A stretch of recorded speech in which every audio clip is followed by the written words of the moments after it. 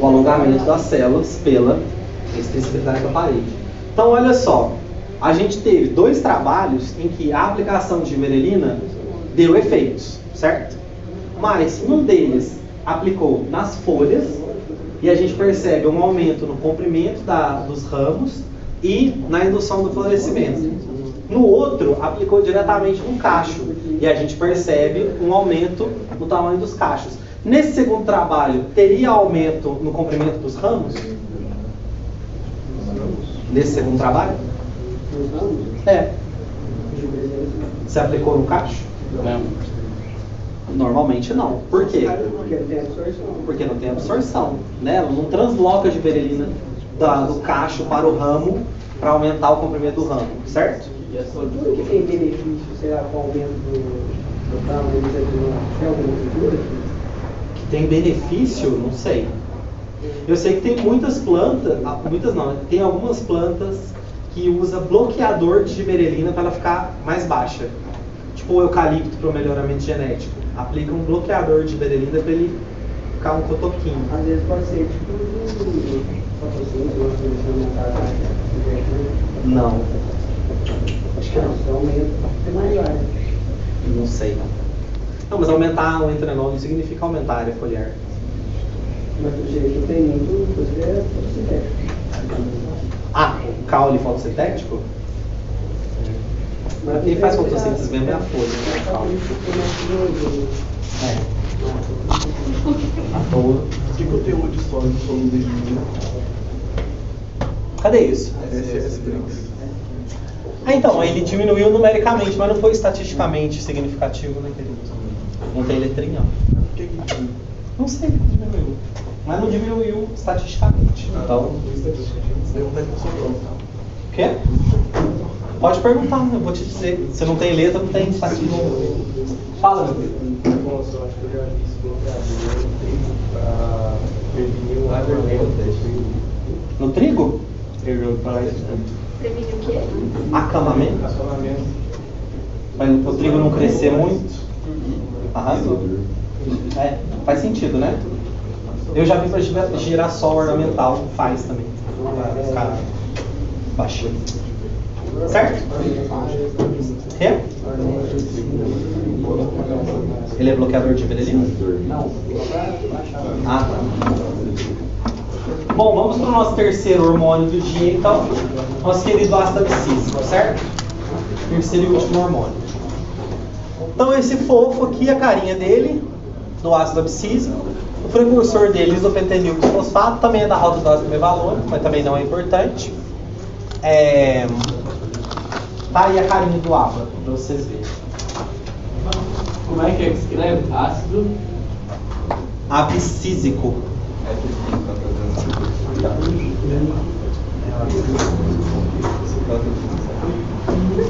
Valeu. Bom, o nosso querido ácido abscísico, então, a gente vê que tem o nome abscísico, né?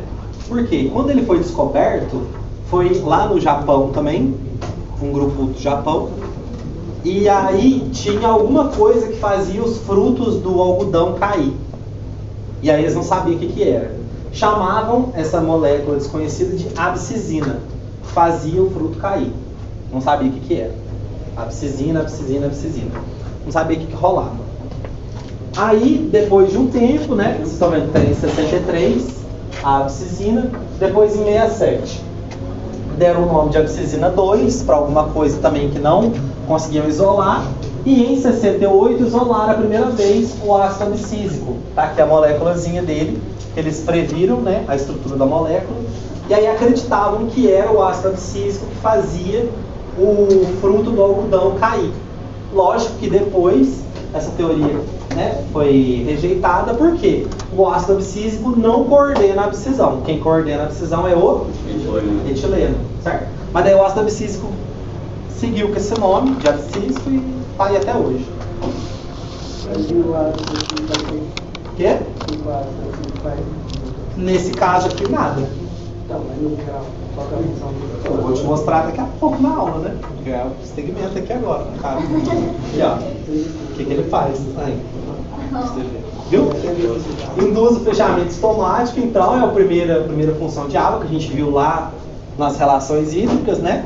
Fechamento estomático, induzido pelo ABA, mas também promotor da maturação e da dormência das sementes, regula a resposta aos estresses abióticos e bióticos e promoção da senescência a gente não vai ver. Locais de síntese do ABA, então, folhas maduras, nas sementes principalmente, frutos climatéricos também desenvolvem o ABA e nas partes da planta durante situações de estresse. Qualquer estresse, normalmente, vai poder sintetizar a ABA, tanto na parte aérea quanto na raiz de uma planta. Beleza? Então vamos para as funções. Primeira delas, fechamento estomático, já vimos bem bonitinho lá no início da matéria, né?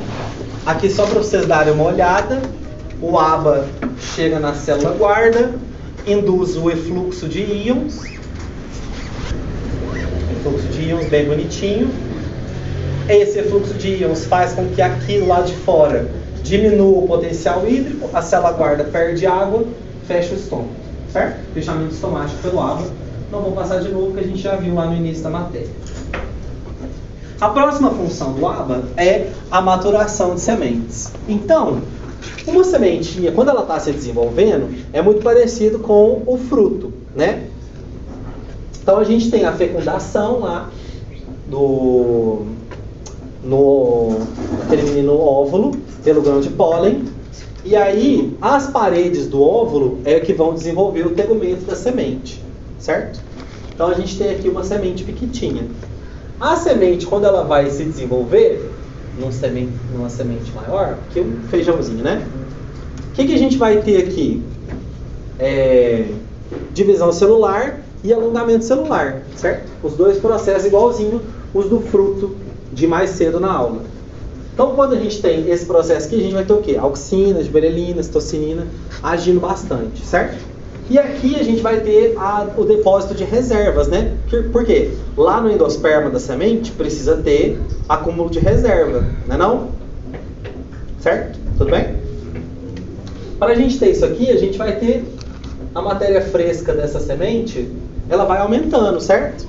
Por quê? Porque está acumulando mais coisas ali. Acumulando reserva, tendo divisão celular, tudo isso está acontecendo. Quando a gente tem normalmente o pico da matéria fresca de uma semente, a gente tem uma descarga de ácido abscísico. E essa descarga de ácido abscísico é o que faz com que coordene a maturação da semente. Então assim, se vocês abrirem um feijão numa vagem verde, ele não é quase do tamanho do feijão seco, né? Um feijão na vagem, que ainda estava se desenvolvendo. Ele já está quase do tamanho normal, certo? Então já está tendo divisão celular ali, tudo está acontecendo. Quando o feijão, dentro da vagem lá, ou a soja, seja, chega no seu máximo tamanho vegetal, verdinho, né? Dessa fase pré-maturação, a gente tem normalmente uma descarga de ácido abscísico, que é o que vai fazer ele maturar. O que é uma semente para maturar? Ela vai perder água, como eu disse para vocês, né? Ela vai, como você perguntou, as grandes culturas, 15% de água, 13% de água. Sai de uma célula que tem 98% de água para uma célula com 13% de água. Então tem todo um metabolismo que vai ser desencadeado para que a célula perca água e a semente fique madura, certo? O ácido abscísico também é importante para a semente não germinar dentro da planta mãe, né? O Renato vai falar de viviparidade semana que vem com vocês. Aí ele perde água como abrindo o estômago? Oi? Ele perde água abrindo o estômago, parece que se afoga. Não, eu estou falando de uma semente. Dentro da vagem. Não tem estômago. Perde água por outro mecanismo. Não tem nada a ver com o estômago. Nada a ver. Certo? A célula mesmo que perde água, fica seca. Tá bom? Tudo bem? Como o água vai fazer maturar? Ele faz ligar a maturação. Na maturação não. Uhum. A maturação da semente é coordenada pelo ABA. Como que ele liga isso? Como é que ela vira chave? Chega um momento em que ela vai acumulando matéria fresca, certo? E aí coincide com esse máximo da matéria fresca a maturidade fisiológica dela. Então, quando ela chega nesse ponto aqui, ela já está pronta para virar uma outra planta. Mas não é o momento ainda dela virar uma outra planta, porque ela está dentro da planta mãe, certo? E aí o que ela vai fazer? Vai ter a descarga de água para essa semente secar, não germinar dentro da planta mãe, certo? A maturação basicamente é a perda de água, a aquisição da tolerância à dessecação. Tudo isso você vai ver na matéria de sementes quando você fizer. Semestre que vem, né? É no sexto. É no sexto? Então dali um tempinho, né? A minha querida amiga Raquel. Certo? Tudo bem? Tranquilo? E aí, quando essa semente fica madura, com ali a presença do ácido abscísico e tal, pode ser que ela entre no processo de dormência. Então a gente tem um tipo de dormência que a gente chama carinhosamente de dormência fisiológica. Quando deixa a semente, por exemplo, numa temperatura mais baixa, aí fala que ela entra em dormência, tem alguma coisa a ver com a água? Sim, senhora. Pode ser que induza a síntese de água nela. Sim, senhora, dona Maria. Então, a dormência fisiológica, ela está ligada a níveis endógenos de ABA na semente, certo? Então, se tem mais ABA na semente, ela vai estar dormente, certo? E aí a gente entra numa balança entre dois queridos hormônios aqui. Para ela germinar, então não pode ter água. Para um lado tem o ABA e para o outro lado, quem que vai estar contrário ao ABA? Giberelina. Para esse lado do ABA, se tiver pendendo para cá, a semente vai estar dormente. E se tiver para o lado da giberelina, o que vai acontecer? Germinação. Certo? Germinação. Beleza? Tranquilo? Então, a dormência fisiológica entre o ABA e a giberelina, eles são como se fosse uma balança. Para qual lado estiver pendendo, é o lado do fenômeno que a gente vai observar. Aqui só para ilustrar para vocês, é uma figura mais complexa, né, como as outras que eu já trouxe, mas dá para vocês verem que para um lado a gente tem a dormência, para o outro lado a quebra da dormência e a germinação. Um lado ácido abscísico, outro lado giberelina. Beleza? Tudo bem? Estão com alguma dúvida? Tá com alguma dúvida? Pode falar. Não. Eu não entendi. Tá certo que usa a maturação, certo? Da semente. Maturação não é germinação. A maturação do quê? Da semente. Induz a maturação. Não, o que é a maturação da semente? De fato. De fato, é as mudanças fisiológicas para ela poder ser dispersa. Porque biologicamente a semente não é um grão, né? A gente chama de grão porque o capitalismo existe. Sei lá. A semente é para dar continuidade naquela espécie, certo? Para isso que a semente existe. Você come feijão de lambido que você é. Feijão é para propagar a espécie e fazer os vulgares, certo?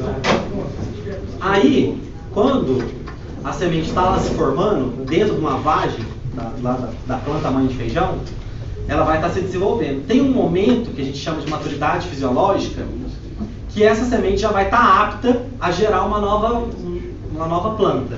Já vai estar apta a germinar. Mas isso não pode acontecer na planta mãe. E aí você tem uma descarga de ABA que vai fazer com que ela não germine e que ela desseque. Porque a semente tem que ser dispersa normalmente com menos água. Então a maturação é esse processo. Ela vai endurecer tegumento, por exemplo, né? A casquinha da semente vai ficar mais dura, ela vai perder água, ela vai ter um monte de síntese de RNA RNA mensageiro que vai ter que acontecer, que fica prontinho ali para quando ela for germinar de novo, certo? É uma caralhada de fenômeno fisiológico que tem que acontecer para que essa semente tenha a possibilidade de ser dispersa da planta mãe e gerar uma outra planta lá no meio ambiente. Então ela é dispersada e a aba baixa não, o ABA abaixa antes, o ABA vem antes da dispersão. Não, sim. Tá. Mas ele vem para dispersar. Não, vem para dispersar. Ele vem antes. E aí ele ajuda a semente a completar a maturação. Depois que a semente está madura e seca, aí vai acontecer a dispersão, né? Tem aba lá na semente. Pode ter. Mas pouca consideração. Oi? Mas pouca coisa. Pode ser pouca, pode ser alta, depende. Mas aí a parte dela ficar dormente é quando o aba entra nela antes dela estar pronta para. Não, o aba, dormente ou não dormente, entra no mesmo momento para amadurecer a semente. Só que na semente dormente, os níveis maiores de aba persistem na semente. Entende? A semente dormente fica com o aba alto. Ah, entendi. Então maturação não atrapalha a germinação. Não, de forma alguma. Então a quantidade de água não tem nada a ver com a dormência, não. A quantidade de água tem tudo a ver com ela estar dormente ou não estar dormente. Porque ele é o hormônio da dormência. Certo? Então, se ela está dormente, nunca vai germinar. Não vou ter água. Gato, estar dormente significa que ela não vai germinar. É isso, ela não vai germinar, vai ficar lá pra sempre. Qual que ela vai germinar depois? Ah, sim. Aí o que acontece? Você vai ter fenômenos fisiológicos, presta atenção, ô Trino. Estímulo externo que vai... Tem alguns estímulos externos ou algumas conversões internas que fazem com que abaixe o nível de aba ou aumente os níveis de GA. E aí você tem a saída da dormência. Então, mas para germinar, eu preciso que você pode germinar com a bala. Eu falei, pode germinar com aba alta? Que hora que eu falei? Eu falei isso? Não sei, acho que você tá maluco. É, viajou. Pode germinar com a bala. Certo? Tudo bem? É tipo todo mundo, né? Quê? É tipo todo mundo, né? Você passa na escola, depois você vai com a mãe, depois você vai pra faculdade. Pode ser. Sim. E vai transmitir sua... É. Tá ótimo. Vamos segurar aqui. Você sempre fala uma pérolazinha, né? Que preciosa. Nossa querida Ferrari. Ferrari uma aula, bananinha em outra, né? Da fonte direta também foi bom. Da mãe dos 10 filhos. Da mãe dos 10 é só pérola esse garotinho. Então, o próximo efeito do ABA, tolerância ao déficit hídrico, por exemplo. Mas o ácido abscísico, como eu disse antes, ele está presente em vários outros estresses, certo? Então aqui, conforme a gente vai secando a planta, né, diminuindo o potencial hídrico, vocês vão vendo que, conforme diminui o potencial hídrico, tem um monte de fenômeno fisiológico que vai parando. Então, vocês estão me atrapalhando. Para de conversar. Calma. Conforme está diminuindo o potencial hídrico, ó, vai parando a expansão da parede celular, vai parando a síntese da parede, vai parando a síntese proteica, certo? Conforme vai secando o solo. Aí secou mais o solo, o que vai parando? A condutância estomática, vai parando a fotossíntese. E ao contrário de ir diminuindo, você vai aumentando a síntese do ácido abscísico e também de solutos. O que é solutos?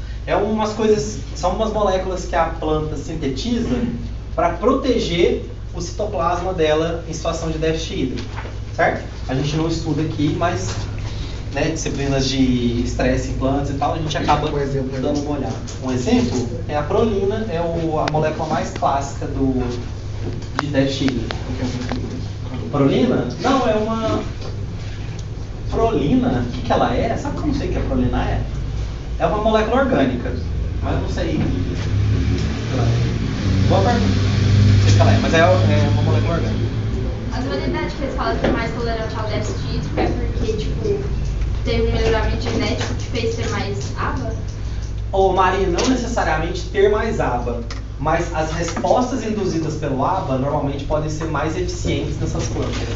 Então pode ser que ela tenha, por exemplo, mais controle estomático, um estômago que fecha mais tolerância à cavitação, pode ser outra coisa. Tem a síntese de um monte de proteína, tem umas proteínas que vêm e protegem outras, assim, chama chaperonas. Pode ser que seja isso, certo? Tem um monte de coisa. Maior síntese dos soluços, pode ser também, certo? Um monte de coisa pode acontecer para que uma planta seja mais tolerante ao déficit hídrico. Tá bom? Fala, senhora. Diretamente, se molhar, aumenta a indução do água? Diretamente é isso. Peraí, pra que faz isso? Esse tipo de água vai estar fazendo? O ABA coordena as respostas fisiológicas. O ABA coordena as respostas fisiológicas da tolerância ao déficit hídrico. Certo? Tudo bem? E aí, para finalizar, eu vou contar para vocês que existem várias outras classes de hormônios, certo? Tem outras moléculas que elas têm funções hormonais, como por exemplo o óxido nítrico. Ele desempenha um monte de função similar aos hormônios, mas ele não é um hormônio. Por quê? Não é uma molécula orgânica, certo? O óxido nítrico. Mas tem outras que já são consideradas hormônios. Aqui a gente tem as poliaminas, por exemplo, que são uma categoria de moléculas que têm funções hormonais. Outras, brasinosteroides, por exemplo, ácido salicílico, ácido jasmônico, estrigolactonas. O ácido salicílico está bastante ligado ao estresse também. O ácido jasmônico está muito ligado à herbivoria, por exemplo, esse tipo de coisa. Estrigolactonas, comunicação parte aérea raiz, comunicação com fungos. E toda a vida vem surgindo nova, vira e mexe aparece uma nova categoria. Aí esses ferrochemicals é uma categoria bem nova de hormônios que vieram de fungos e tal, depois descobriram nas plantas que existem os ferrochemicals. Então vira e mexe surge uma coisa nova que a gente fala, isso aqui tem alguma função hormonal e tal, e aí vai se estudar o que isso faz, certo? Tudo bem? Tem outras, mas menos importantes. Essas aqui, ó, essas todas aqui já são consideradas hormônios. A gente já estuda elas normalmente, né? Depois da graduação, estuda todas essas classes também, porque elas são bem importantes. Certo? Tudo bem? Ele desencadeia umas respostas hormonais que mimetizam o hormônio.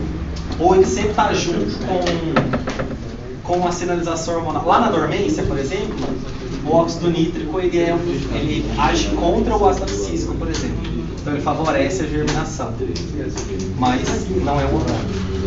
Favorece a germinação não, favorece a saída da dormência.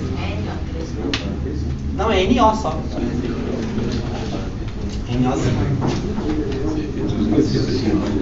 Tá passando a lista aí que eu esqueci. Você pode mencionar. Sumiu. Eu vou começar a mencionar, posso? De jeito nenhum. Eu descanso mais, eu venho mais preparado para a aula. Coitado.